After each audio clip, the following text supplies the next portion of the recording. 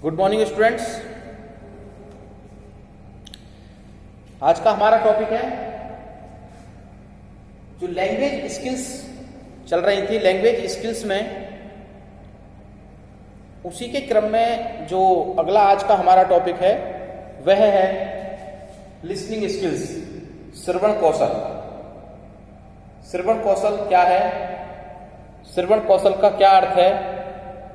श्रवण कौशल को कैसे डेवलप किया जाता है, इसकी कुछ विशेषताएं, कुछ सिद्धांत। आखिरकार श्रवण कौशल क्या है? जिस प्रकार आपने लेखन कौशल, वाचन कौशल का अध्ययन किया, उसी क्रम में आज श्रवण कौशल जो कि हमारे श्रवणेंद्रियों से संबंधित है, कानों से संबंधित है। जिस प्रकार हमारी श्रवणेंद्रियां कार्य करती हैं, यानी कि हम किसी बात को कैसे सुने, उस पर चिंतन करें, मनन करें, तद उपरांत उसके प्रत्युत्तर दें।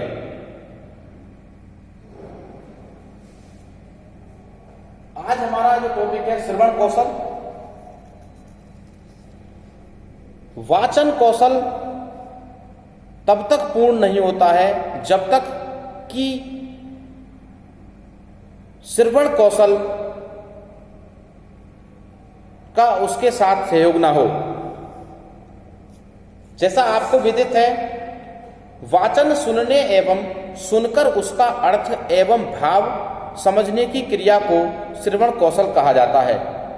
अर्थात जब तक हम किसी की बात को ध्यानपूर्वक नहीं सुनेंगे, उस पर चिंतन मनन नहीं करेंगे, तब तक हम उसके भावों विचारों को नहीं सुनेंगे, तब तक श्रवण कौशल पूरा या पूर्ण नहीं किया जा सकता है। श्रवण कौशल वह कौशल है जिसमें हम सामने वाले व्यक्ति के भावों एवं विचारों को ध्यानपूर्वक सुनकर उस पर चिंतन मनन करें तथा उसका प्रत्युत्तर दें। अगर हम ऐसा करने में सक्षम होते हैं तो हम कह सकते हैं कि वास्तव में श्रवण कौशल का विकास हुआ है, या यह बालक या यह व्यक्ति श्रवण कौशल से विकसित है। अर्थात हम श्रवण कौशल का सैद्धांतिक पक्ष ध्वनि विज्ञान के अंतर्गत आता है। सामान्यतः कानों द्वारा जो ध्वनियां ग्रहण की जाती हैं, उनकी अनुभूति मस्तिष्क द्वारा की जाती है। यह समस्त क्रिया श्रवण कौशल कहलाती है, क्योंकि श्रवण क्रिया के लिए ध्वनि का सुनना, ध्वनि का होना जरूरी है। अर्थात जब कोई सामने वाला व्यक्ति अपने भावों या विचारों को बोलकर हमारे समक्ष प्रस्तुत कर रहा है, हमारी श्रवणेंद्रियां अगर क्रियाशील हैं तो उसकी बातों और भावों को ध्यानपूर्वक सुनेंगी तथा उस पर विचार विमर्श करेंगी। मौखिक भाषा या वाचन के माध्यम से जो विचार एवं भाव अभिव्यक्त किए जाते हैं, वे सुनकर ही समझे जाते हैं। अर्थात जो व्यक्ति अपनी बातों को हमारे समक्ष प्रस्तुत कर रहा है मौखिक भाषा में या वाचन के माध्यम से, तो हम उनकी भाषा को ध्यानपूर्वक सुनकर ही समझ सकते हैं कि सामने वाला व्यक्ति क्या कहना चाह रहा है। आपने प्राय सुना होगा कि हम कभी किसी के सामने कोई बात प्रस्तुत करते हैं तो वो व्यक्ति अनसुना कर देता है, तो हम कहते हैं कि आप हमारी बात पर ध्यान नहीं दे रहे हैं। भाव के संदर्भ में अर्थबोध एवं भाव प्रतीति सुनने के आवश्यक तत्व माने जाते हैं। इस प्रकार जब कोई व्यक्ति हमारे सामने अपने भाव एवं विचार मौखिक रूप से अभिव्यक्त करता है, तो हम उसे सुनकर उसके भाव एवं विचारों को समझते हैं तथा ग्रहण करते हैं।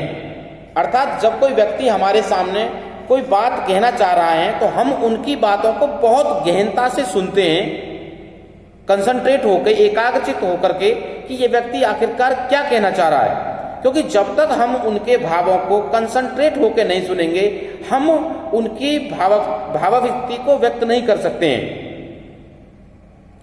यह जो क्रिया है, दूसरे की बातों को ध्यानपूर्वक सुनने की जो क्रिया है, यही श्रवण कौशल कहलाती है। यही क्रिया श्रवण कहलाती है। दूसरे की बातों को ध्यानपूर्वक सुनना श्रवण कहलाता है और इस क्रिया में पारंगत होना श्रवण कौशल कहलाता है। श्रवण कौशल की सार्थकता की दृष्टि से इसके कुछ आधारों का उल्लेख किया गया है, जो इस प्रकार हैं। सुनने वाले की श्रवण क्षमता सामान्य एवं क्रियाशील हो, यानी कि जिसके सामने हम कोई बात रख रहे हैं, अगर वह व्यक्ति की श्रवणेंद्रियां सही हैं और वो सुनने के लिए तत्पर है, जागरूक है, तभी वह सुन सकता है और उसके श्रवण तंत्र भी ठीक होना चाहिए।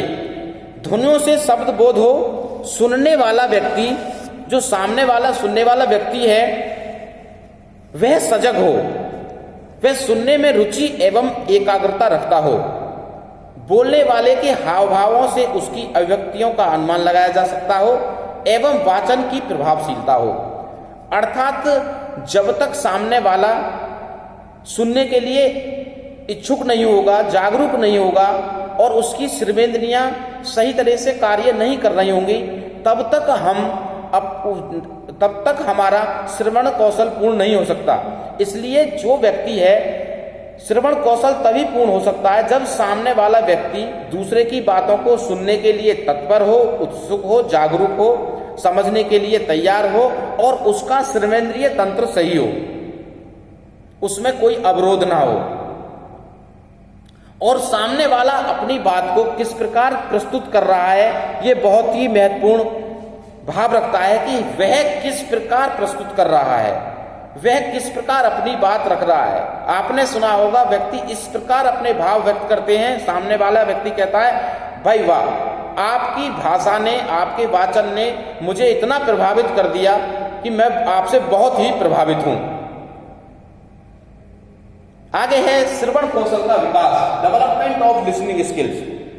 श्रवण कौशल का विकास 1-2 दिन में नहीं किया जा सकता, बल्कि इसको विकसित करने के लिए बच्चों में सतत प्रयास, एकाग्रता की आवश्यकता होती है, क्योंकि बच्चे चंचल होते हैं। हालांकि श्रवण कौशल का विकास जब बच्चा गर्भ में होता है तभी से विकसित हो जाता है, क्योंकि आपने सुना होगा महाभारत में अभिमन्यु का किस्सा कि वो गर्भ में ही सारी बातों को सुनते रहे, लेकिन चक्रव्यूह भेदना नहीं सुन पाए, इसलिए वो चक्रव्यूह नहीं भेद पाए।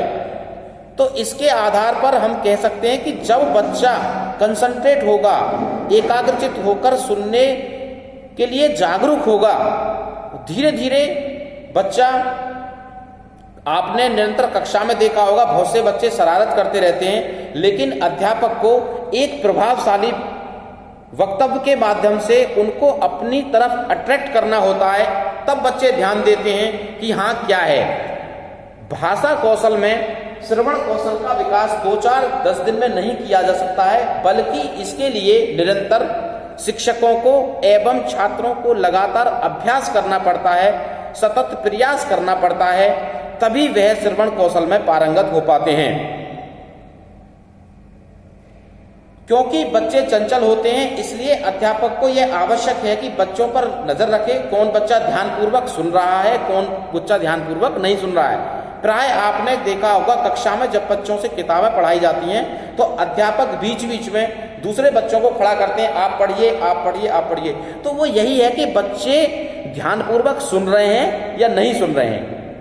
तो अंत में मैं यही कहना चाहूंगा कि श्रवण कौशल जो है एक ऐसा कौशल है जिससे बच्चे 1-2 दिन में नहीं, बल्कि निरंतर प्रयास के द्वारा बच्चे इसको सीख सकते हैं। अध्यापक की अहम भूमिका होती है, अध्यापक उसको कैसे एकाग्रचित बनाएं और किसी भी व्यक्ति की बात सुनने के लिए किस प्रकार जागरूक करें, यह है श्रवण कौशल।